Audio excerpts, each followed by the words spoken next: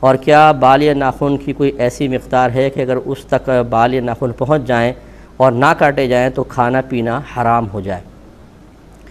دیکھیں، بال یا ناخن ایک ہفتے میں کٹوانا سنت کریمہ ہے۔ اگر 15 دن تک چلے گئے تو مکروہ تنزیہی ہے۔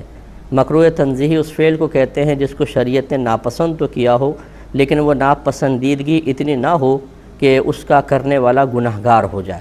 یعنی 15 دن تک دیر کرنا ناپسندیدہ ہے لیکن گناہ نہیں۔ لیکن اگر کوئی 40 دن تک بال یا ناخن نہ کاٹے تو اب وہ گناہگار ہوگا، کیونکہ 40واں دن سمجھ لاسٹ لمٹ ہے، اس کے بعد دیر کرنا مکروہ تحریمی ہوگا۔ اس لیے جو موزر ناف وغیرہ ہیں یا ناخن وغیرہ ہیں، بہتر تو یہ ہے کہ ایک ہفتے کے اندر کاٹے جائیں، جو سنت کریمہ ہے، اور یہی انبیاء علیہم السلام کا طریقہ بھی رہا ہے۔ زیادہ ہو جائے تو 15 دن، اس سے اوپر کوشش کریں کہ نہ جانے دیں، لیکن پھر بھی کوئی مجبوری ہے، کوئی توجہ نہیں رہی، کام میں مشغول انسان زیادہ ہے، تو 40 سے اوپر تو ہرگز نہیں ہونا چاہیے، ورنہ پھر گناہ ہوگا۔ تو یہ اس کی مدت ہے۔ مقدار جو ہے، ناخن جو ہیں، مرد ہوں یا عورت،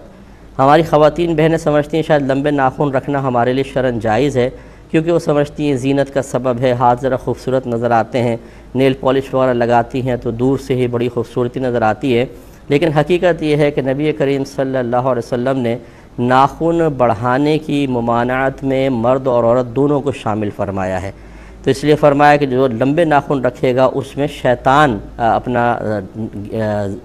ٹھکانہ بنا لیتا ہے۔ اب شیطان اس میں ہوگا تو وہ جہاں پر بھی ہاتھ وغیرہ لگ رہے ہیں کھانے وغیرہ کے اندر، گویا کہ اس میں شیطانیت کا اور روحانیت کی کمی کا دخل ہو جائے گا، اور وہ نقصان کا باعث ہے۔ اس لیے ہماری بہنوں کو بھی چاہیے کہ اپنے ناخن کاٹ کر رکھیں، بس اتنا کہ یہ جو ہماری کھال ہوتی ہے اس تک پہنچ جائیں، ٹھیک ہے، اس سے آگے نکلنا تھوڑا سا بھی یہ شرعی طور پر ممنوع ہوتا ہے، اس کو کٹوانا چاہیے۔ اس بات میں گزارش کر رہے تھے کہ بال یا ناخن ایک ہفتے میں کٹوانا سنت کریمہ، 15 دن تک دیر کرنا مکروہ تنزیہی، اور 40 دن کو کراس کر جائیں تو مکروہ تحریمی ہے، کوئی کہ اس سے پہلے کروانا ضروری ہوتا ہے۔ ناخنوں کی مقدار آپ کو بتا دی کہ ناخن بس یہ کھال تک پہنچ جائیں کافی ہے، اس سے اوپر بڑھیں گے تو یہ مکروہ ہوتے ہیں، خلاف سنت ہیں۔ اور جو موئے زیر ناف کی مقدار، عموماً لوگ اس پہ بڑے پریشان ہوتے ہیں، اور چونکہ اس قسم کے مسائل ہمارے ہاں شرم کے مسائل سمجھے جاتے ہیں۔ ویسے ہم لوگ جو کچھ کام کر لیں، برائی کا کام کر رہے ہوں، گھر والوں کے ساتھ مل کے کر رہے ہوں، لیکن ہمیں شرم و حیا نہیں آتی، لیکن مسئلہ معلوم کرتے ہیں تو شرم آنے لگ جاتی ہے۔ تو یہ اچھی طرح یاد رکھیں کہ ناف کے نیچے سے صفائی شروع کریں گے، اور رانے اس میں شامل نہیں، اور پیچھے کا حصہ اس میں شامل نہیں، باقی جتنا ناف کے نیچے کا حصہ ہے تمام حصے کی صفائی کرنا سنت کریمہ ہوتا ہے۔ یہ بھی جیسے اب یہ بچوں کے اندر مشہور ہوتا ہے، بچوں سے مراد یہ اسکول کالج کے لڑکے وغیرہ کے اندر، کہ اگر جو بال صاف کرنا ضروری ہوتا ہے، اگر وہ چنے کی مقدار کے برابر ہو جائیں اور نہ کیے جائیں تو کھانا پینا حرام ہو جاتا ہے۔ یہ بالکل غلط مسئلہ ہے، اس طرح کچھ بھی نہیں ہوتا۔ فرض کر لیں خدا نہ خواستہ کوئی 40 روز تک بھی نہ کاٹے، اور چنے کی مقدار تو بہت دور کی بات، اس سے بڑے بھی ہو جائیں، اس کے باوجود کھانے پینے پہ کوئی فرق نہیں پڑے گا۔ کھانا پینا طیب اور حلال ہے، اس کا ان بالوں کے صفائی سے کوئی تعلق نہیں، یعنی حلت اور حرمت کا کوئی تعلق نہیں ہے۔ اب باقی وہ جو حکم ہے ہم نے آپ کو بتا دیا کہ 40 دن کے اوپر کریں گے تو اس دیر کرنے کی بنا پر گناہگار ہوں گے، لیکن اس کی بنا پر کھانے پینے پہ کوئی فرق نہیں آئے گا۔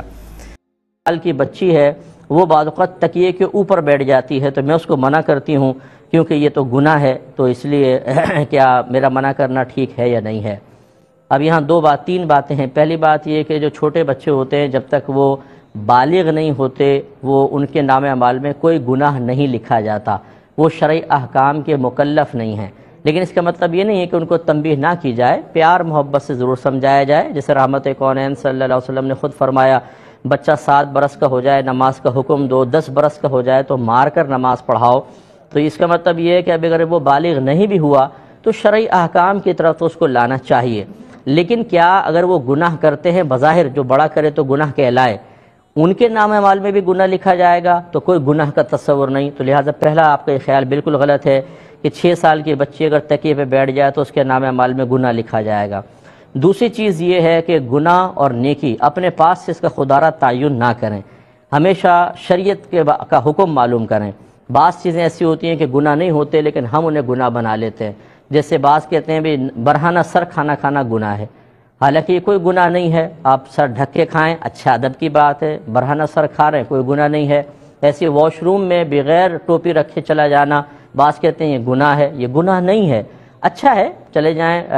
سر ڈھک کے جائیں، نہیں سر کے ڈھک کے گئے کوئی گناہ نہیں ہے۔ تو اس طرح اپنے پاس سے گناہ اور ثواب کا تعین ہرگز نہ کریں، یہ شریعت ہے جو ہمیں بتائے گی کیا گناہ ہے کیا ثواب ہے۔ اور یہ اچھی طرح یاد رکھیں، اگر آپ نے ثواب کو گناہ کہہ دیا اور گناہ کو ثواب بنایا تو یہ گویا کہ اپنے پاس سے ایک نئی شریعت کو وضع کرنا ہوا اور آپ شدید گناہ کبیرہ کی مرتکبہ ہوں گی۔ یہ کوئی معمولی چیز نہیں ہوتی، ہم تو بڑی معمولی سمجھتے ہیں جی یہ گناہ ہے، پھر جب سمجھائیں اچھا میرے ذہن میں تو ایسا تھا، بھئی کیسا تھا، کیوں تھا آپ کے؟ اس کا مطلب ہے کہ آپ جب چاہیں شریعت کو بگاڑ لیں، جب سمجھائیں تو بڑے بھولے پن سے کہیں اچھا میرے ذہن میں تو ایسا تھا۔ یہ صرف بھولے پن سے یہ اپنی خطا کا اقرار کرنا یہ کافی نہیں ہوگا، اس پہ نادم ہوں، آپ نے بہت بڑا گناہ کبیرہ کیا ہے، کیونکہ جب ایک نبی کریم صلی اللہ علیہ وسلم نے ایک کام کو گناہ نہیں کیا، نہیں کہا اور وہ حلال ہے، اس کا مطلب ہے آپ حلال کو حرام کہہ رہے ہیں،